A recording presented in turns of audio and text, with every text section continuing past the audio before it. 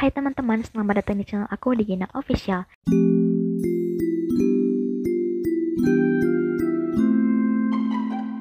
Segmen kali ini aku pakai headset biar suaraku kedengaran lebih jelas, dan kalau misalnya aku bicaranya nge-rap, ya wajar karena kamu memang suaranya cepat gitu. Dan kalau misalnya ada bising-bising gitu, aku mohon maaf banget, soalnya iya, emang kamar aku nggak kedap suara dan emang bising gitu. Oke, di segmen kali ini kita bakalan ke segmen horror. Yeps, horror. Oke, sebelum kita mulai, jangan lupa tekan tombol subscribe yang ada di bawah ini, aktifkan loncengnya, dan jangan lupa like dan juga tombol share-nya ditekan ya. Oke, let's go to the video. Kisah ini adalah kisah nyata yang berjudul Ada Hantu di Kantorku. Hari Sabtu sudah menjadi agenda wajib aku bertemu dengan Mas Bima. Biasanya di akhir pekan seperti ini kami akan menghabiskan waktu bersama, entah itu menonton bioskop, atau makan bersama, atau mungkin sekedar duduk bersama di rumah dan bermain game. Namun hari ini sedikit berbeda. Di tengah kencan kami, Mas Bima mendapatkan pesan dari atasannya untuk datang ke kantor saat itu juga, sehingga aku yang bersamanya pun harus ikut. Sebenarnya tak masalah bila akhir pekan seperti ini menemani Mas Bima ke kantor. Namun, mengingat kesibukan kami, membuat waktu bertemu sangat terbatas. Dan banyak teman-teman kantor Mas Bima yang bercerita sering mengalami gangguan gaib selama lembur, membuatku sedikit was-was. Eits, jangan berpikir bahwa kantor Mas Bima itu berada di sebuah gedung tua yang usang. Kalian salah besar. Justru kantor Mas Bima itu berada di sebuah gedung mewah yang bersampingan dengan mall dan juga hotel bintang 5. Dan ketika kalian dengar itu, kalian bakal berpikir sama seperti aku, tak ada kesan seramnya sedikit pun. Tetapi, banyak teman Mas Bima yang lembur sering mengalami kejadian-kejadian mistis, dari suara tawa hingga skala lampu yang dimainkan. Entah benar atau tidak, namun bagiku yang penakut, cerita tersebut cukup menyeramkan ketika dialami sendiri. Tenang aja, hibur Mas Bima ketika kami sampai di depan kantornya. Ini masih siang, mana ada Iya mas, udah, gak usah disebut, itu nama terlarang, potongku. Ya udah, yuk, ajaknya. Aku mengangguk mengikuti Mas Bima. Kantor Mas Bima berada di lantai 6. Biasanya di setiap lantai ada 2 hingga 3 perusahaan. Namun karena memiliki pegawai yang banyak, maka perusahaan Mas Bima memutuskan menyewa satu lantai sendiri untuk kantornya. Alhasil, di hari Sabtu ini hanya ada kami berdua yang di ruangan seluas itu. Suasana seram tak begitu terasa, terutama ruangan Mas Bima yang langsung berhadapan dengan kaca. Cahaya matahari yang terik membuat semua kesan seram dan menakutkan itu lenyap. Ceklek, tap, tap, tap, tap, tap, tap.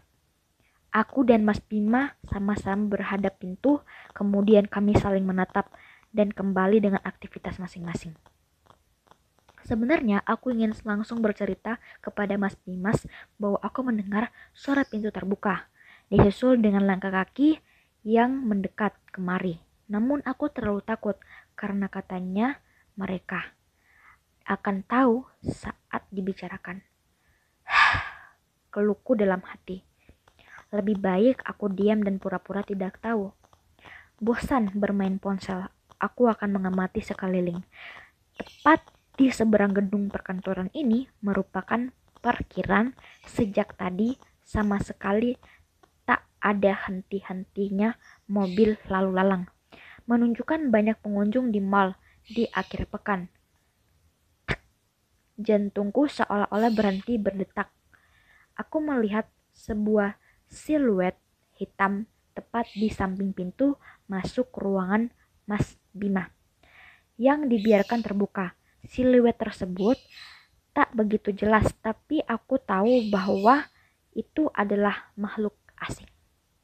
Aku menundukkan pelan-pelan kepalaku, berusaha agar tak terlihat jelas mengetahui kehadirannya. Aku mengambil napas pelan-pelan untuk menenangkan jantungku yang masih berdegup kencang. Rin, kenapa? Anu mas, kataku terpotong-potong. Bingung membuat alasan apa. Pantesan aja, hehehe.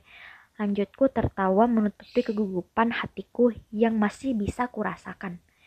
Sabar ya, tinggal dikit lagi. Tunggu konfirmasi email aja. Kalau udah, oke, bisa langsung cabut kita. Aku mengangguk. Ceklek. Tap, tap, tap, tap. Belum usai penampakan siluet hitam mengganggu pikiranku, lagi-lagi suara pintu terbuka dan langkah kaki mendekat kembali terdengar. Entah dengar atau sengaja mengabaikan, Mas Bima tetap sibuk di layar komputernya. Ceklek. Tap, tap, tap. Aku tetap duduk dan tak bergeming. Sekalipun mendengar suara itu berulang-ulang kali rasanya. Rasanya terlalu takut untuk memastikan dan beranjak dari kursi. Mas, panggilku. Nyalain lampu dong. Gelap. Mas Bima menatapku bingung. Sebenarnya sudah jelas bila dia bingung karena ini masih pukul 3 sore. Bahkan matahari masih bersinar terik. Namun, melihat raut wajahku, seolah Mas Bima paham dan memilih menyalakan lampu. Hatiku terasa lebih tenang sejak lampu menyala. Tahu kan perasaan ketika nonton film horor? Yaps, itu serem banget sih. Kamu bisa bernapas lega ketika hari menjelang siang, seolah digambarkan bahwa saat terang hantu tak akan muncul. Aku kembali mencoret-coret kertas di hadapanku sampai dikagetkan dengan sesuatu yang mengelinding dari bawah kakiku. Maaf ya. Tanpa suara dan rupa jelas, bayangan hitam pekat serta bulat menggelinding begitu saja di bawah kakiku. Jantungku berdetak lebih cepat dari sebelumnya. Aku mengambil napas, membuangnya, mengambil napas dan membuangnya, seolah-olah sia-sia. Jantungku masih berdetak kencang dan perasaanku takut masih menyelimuti hatiku. Karin, panggil Mas Bima. Turun yuk.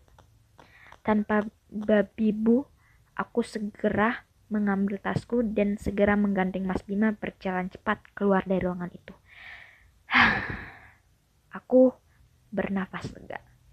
Sampai di mal, aku masih ingat dengan jelas perasaan mencengkam yang menggangguku semenjak tadi. Bahkan di ruangan dingin yang hanya ada kami berdua, keringatku tak berhenti-henti mengguncur. Oh iya mas, emailnya udah dibales. Kok tiba-tiba turun? Tanyaku menyadari bahwa Mas Bima mendadak mengajak turun. Belum. Nah, kok ajak turun? Tanyaku penasaran. Walau sebenarnya sih senang-senang aja karena akhirnya berada di keramaian. Mas tadi. Jawabnya terpotong. Lihat, ada yang ngintip, lanjut pelan. Di mana mas? Kataku terkejut. Karena Mas Bima juga mengalami gangguan yang sama denganku. Pintu, gak ada rupanya, hanya bayangan hitam.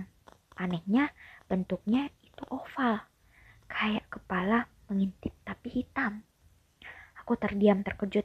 Apa yang dilihat Mas Bima sama dengan sesuatu yang tadi menggelinding di bawah kakiku. Jangan-jangan penunggu kantor mas, karena tadi aku juga lihat.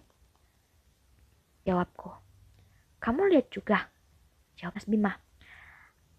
Aku mengangguk tapi gak berani ngomong takut. Mas Bima tertawa. Wah gila banget loh, ini masih sore bahkan matahari aja masih terang banget. Mas juga dengar suara pintu dibuka dan langkah kaki. Dengar, tapi yang kedua dan selanjutnya sengaja Mas diamin. Aku mengangguk paham. Padahal selama ini Mas masih ragu sama cerita anak-anak kantor. Lanjutnya tertawa. Bahkan si Hadi tangannya pernah dicakar. Mas mikir rasional aja kalau dia gak sengaja kegaruk.